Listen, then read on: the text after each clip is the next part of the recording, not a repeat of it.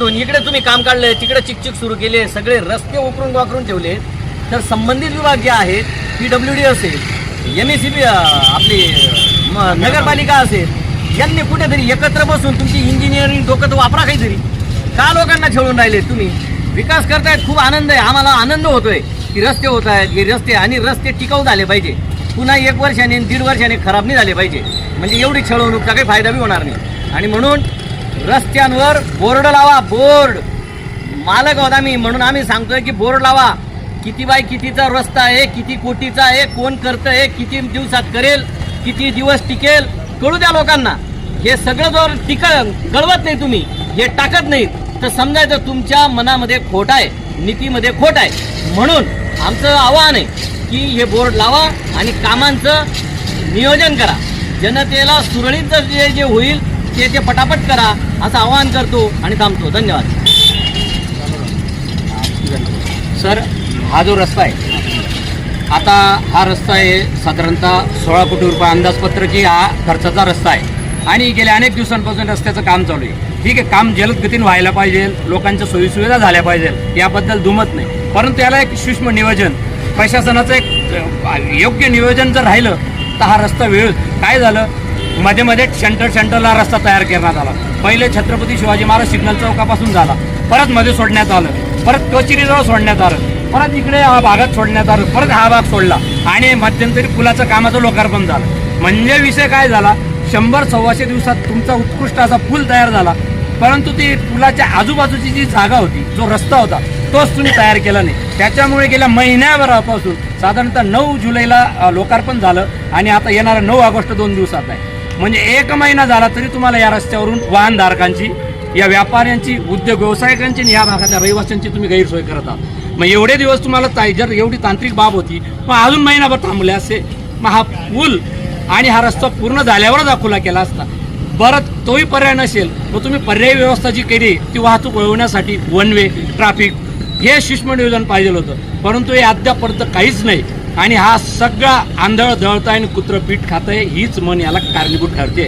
अनेक लोकांना आता वेठीस धरलं जाते, वाहनांची दुर्दशा, इंधनाचं धूर, इंधनाचा पैसा आणि सगळ्या गोष्टी आरोग्याला घातक ठरत आहे. काम होईल, 100% नावलौकिक वाढेल, परंतु आजच्या ज्या सोयी गैरसोयी त्यावर प्रशासनाने तात्काळ लक्ष देणं पाहिजे होतं. आणि हा रस्ता आज जी दुर्दशा आहे, आज यांच्या म्हणण्यानुसार तो 14 मीटर आहे आणि इकडून जर 10 मीटर झाला तर निश्चितच हे लोक आक्रमकतेने तीव्र आंदोलन करणार आहेत. या रस्त्याचं काम तातडीने मार्ग लावा, वाहतूक सुरळीत करा, हीच पुन्हा विनंती आम्ही करीत आहोत. आता बोला महोदय, गेल्या वेळेस आपण हॉटेल सदानंद ते सुवर्णाताई नगर यापर्यंत रस्ता बनवला.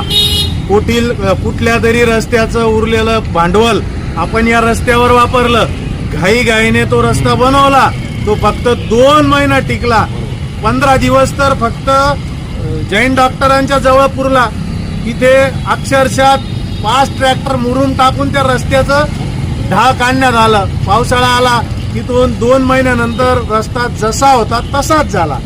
त्याला सर्व चौधरीवाडा, कोळीवाडा, आंबेडकर नगर, सुवर्णाताई नगर, पॉवर हाऊस रोडचे माझ्या मेहतर समाजाचे लोक यांनी ती गोष्ट सहन केली. आता ही गोष्ट आम्ही सहन करणार नाही. 77 लाख रुपयाचा रस्ता आहे तो रस्ता 77 लाख रुपयाचा होता. 77 लाखाचा रस्ता अवघ्या 15 दिवसात तयार करून कशी तरी खडी फेकून कसं तरी डांबर होतून पळून गेले. त्याच्यानंतर मुरुम टाकावा लागला. तो मुरुम सुद्धा नगरपालिकेने आणून टाकला. तर या रस्त्याची तशी अवस्था करू नका, ती आम्ही सहन केलं. कारण आम्ही आमच्या काळजावर दगड ठेवून कोण कोणाशी वैर करेल या हिशोबाने सोडला. परंतु ते एका छोट्याशा रस्त्याचं काम होतं असं समजू. तोही मुळात जागेवर वेगळा होता आणि केला वेगळा. आता हा रस्ता 16 कोटीचा आहे. याच्यावर आमचा उदरनिर्वाहाचा प्रश्न आहे. जर रस्ता अरुंद असेल, त्याचे सुशोभीकरण असेल तर ग्राहकही लवकर केंद्रित होतो आणि तेथील उद्योग व्यवसाय खूप मोठ्या प्रमाणात चालतात. ज्या प्रकारे पाठीमागे नेहरू पुतळ्यापासून पूर्णपात्रेपर्यंत ज्याप्रमाणे आपण चांगल्या पद्धतीचा रस्ता करत आहात, त्याच पद्धतीने हॉटेल सदानंद किंवा या पुलापासून तर आपल्याला जिथपर्यंत फंड अवेलेबल असेल तिथपर्यंत अरुंद ठेवा. जो ठरलेला आहे 14 मीटरचा रस्ता तो पूर्ण घ्या. त्याच्यात 1 मीटर 1 फूटचाही फरक पाडू नका. कारण अतिक्रमण दिल्याचंही नाही. तुम्ही अतिक्रमण दाखवू नका की या रस्त्यावर अतिक्रमण आहे. याच्या आधीच माझ्या परिसरातील सर्व व्यापारी सुज्ञ लोक आहेत. त्यांनी कुठल्याही प्रकारचं अतिक्रमण हॉटेल सदानंद पासून तर मार्केट पर्यंत केलेलं नाही. केला असेल तरी आम्ही त्यांना नम्र विनंती करू, संबंधित आपणही कायद्याने नोटिसा द्या आणि त्यांच्याकडून ते काम करून घ्या आणि तुम्ही तो रस्ता व्यवस्थित करून द्या. ज्याप्रमाणे पोलीस घाटरोड पोलीस चौकीपासून तर नागद रोडची जी रस्त्याची रुंदता तेथील सुशोभीकरण ज्याप्रमाणे आपण केलं तशाच प्रकारचं येथेही करा. येथे अन्याय करू नका, आमच्यावर अन्याय करू नका. नाहीतर आम्ही आता रस्त्यावर उतरल्याशिवाय राहणार नाही. ठिय्या आंदोलन करू, त्यानंतर आम्ही उपोषण करू. नाही झालंच तर आत्मदहनाचाही इशारा मी आज या माध्यमातून आपणास करीत आहोत. या रस्त्यावर आमचे जे व्यवसाय आहेत, हा रस्ता खराब असल्यामुळे आमचे व्यवसाय संपूर्ण तळास गेले आहेत.